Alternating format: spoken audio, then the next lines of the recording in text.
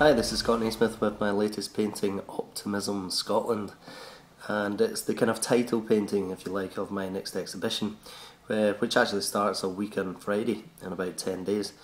The title of the exhibition, Optimism, and it's much like the themes of a lot of my work, is hope and optimism, and the theme of this one is very much a symbolic sort of representation of that theme. So within my work in the exhibition, you'll see bright colours in the foreground, greyed out colour in the distance, and that represents the future being uncertain, greyed, and being a colourist I see grey colour as just a potential to be pulled in any direction on the colour wheel.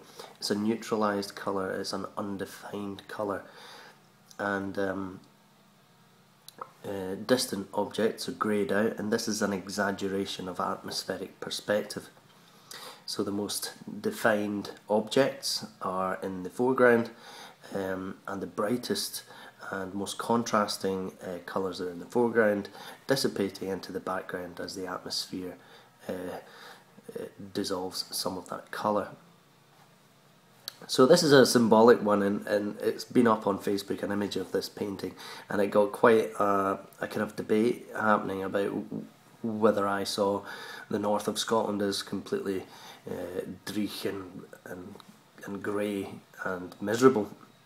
And any painting and a concept in a painting needs to be taken in the context of the artist's work.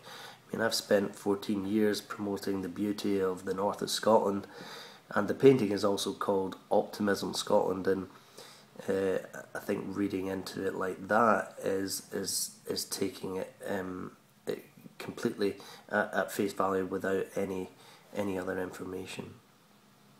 I like the idea that it is controversial, but I like the idea that you can scratch beneath the surface and truly understand what's meant by the painting.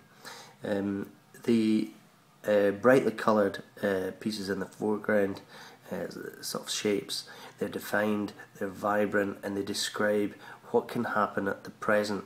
But what they're also doing is they're converging at the border, and contrasting colours can conflict quite a lot and cause a dissonance. So I'm creating that dissonance round about the symbolic centre of the debate, which is the border between Scotland and England, and it's with a future that's uncertain, and I think it's uncertain either way the vote goes, no or yes, and you can see these words of no or yes by the end of the painting, and you'll see me just painting them in either side of the border. With the independence vote coming up, it's going to be really tight. I think at the moment the polls are standing about 47-53 in favour of the Union. I hesitate to say what I'll be voting, but I think optimism can be described in both votes. With the no camp, we've got optimism about the glass is half full. We're quite happy with what we have.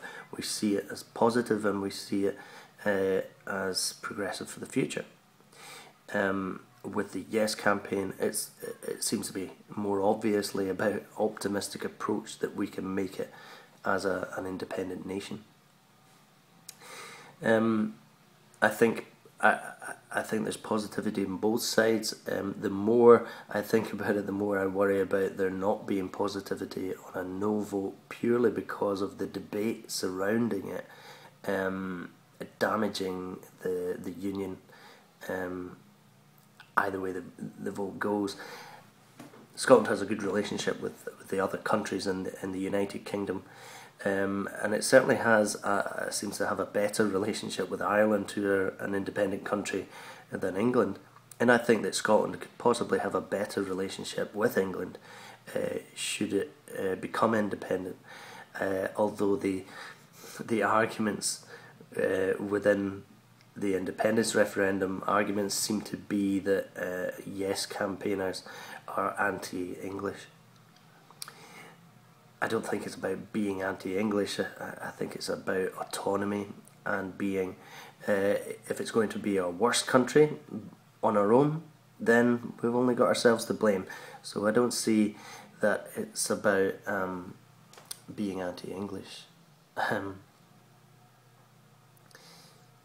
If we can be our own country, and we'll be worse off, then we will have it upon ourselves to do something about it.